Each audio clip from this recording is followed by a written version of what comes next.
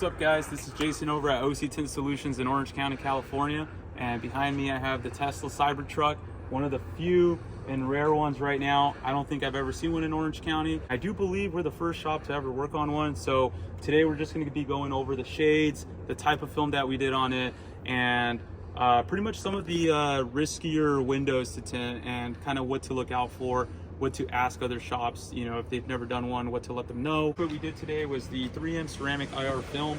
We did 15% in the front, 50% in the back, just to get them to match perfectly. You see them, they're actually very close to each other. You can almost not even tell that the back is factory done. It actually matches very well with the front. On the front windshield, we did the 3M crystalline 50%, so you can see it's nice and dark, but not enough darkness to actually prevent you from seeing at night. You can still see visibly. If you want, we can show you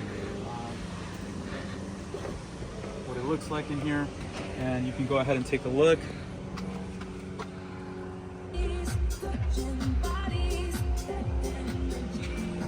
Perfect. So with the 3M ceramic IR, you get 90% infrared heat rejection and 99% UV protection. It's one of the higher line films that we carry here, and it is one of the more popular films. We also have the 3M crystalline, which we did in the front.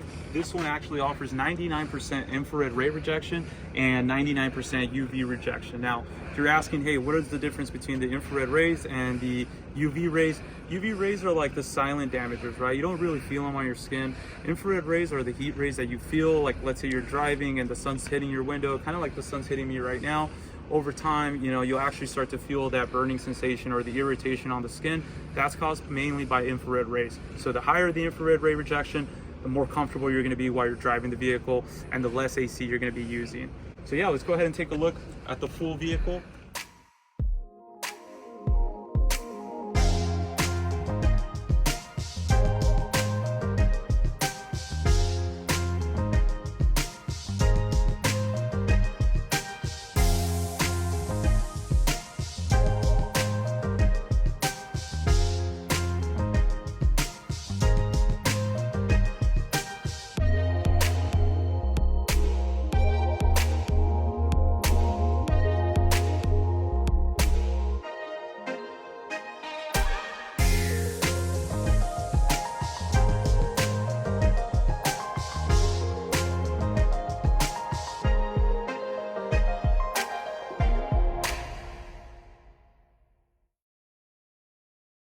All right, guys, so I just want to talk a little bit about the challenging aspects about tinting this car.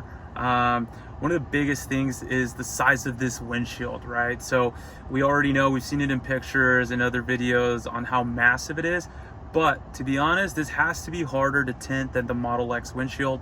And the only reason why is because, you know, I measure 5 feet 11 inches and you know, is actually, I still fall short, you know, and it's a little bit difficult to be able to reach in there.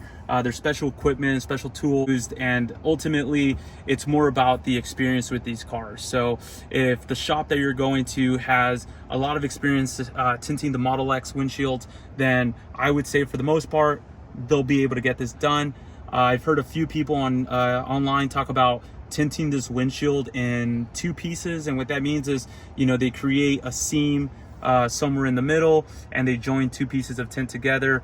Personally, I just don't think that looks the best. You know, last thing you want to do is be sitting here with a passenger enjoying the truck and you have a big line or seam in the middle. It was done in 1 sheet of film. We used a 60-inch roll. It barely squeezed in, but we were able to get it done. Super challenging to actually fit the roll into the size of this windshield because it's ridiculously huge. But another thing I want to talk about is this area here that holds the radar component and the camera. You want to make sure that all of this is covered up and a lot of water doesn't go in there, just because you could damage some of the electronics. The other thing is too, we use special equipment down below in the dash area just to prevent any water from going down there.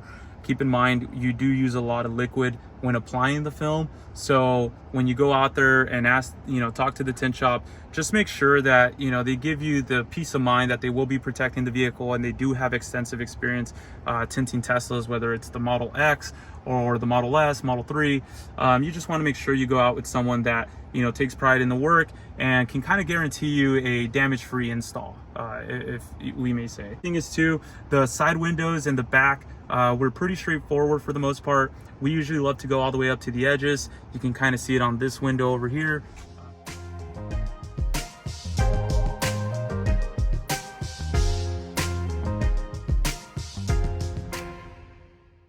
That does it with this video, guys. Thanks for watching. If you guys have any questions in regards to ceramic coating, PPF, or any window tint, you guys can find us online at www.octintsolutions.com. Another thing, huge shout out to Dennis, who actually brought his CyberTruck and trusted us with the vehicle. It's a new vehicle for us, so it's an honor to be able to work on it. Watch his YouTube channel as well. I'll link his account down below. Go ahead and give him a follow. Check out some of his stuff. I mean, this guy has the most amazing information in Tesla, and usually one of the first ones to know. So if you guys want up-to-date events, you guys can go ahead and follow him. But thank you guys so much once again, and we'll see you on the next one.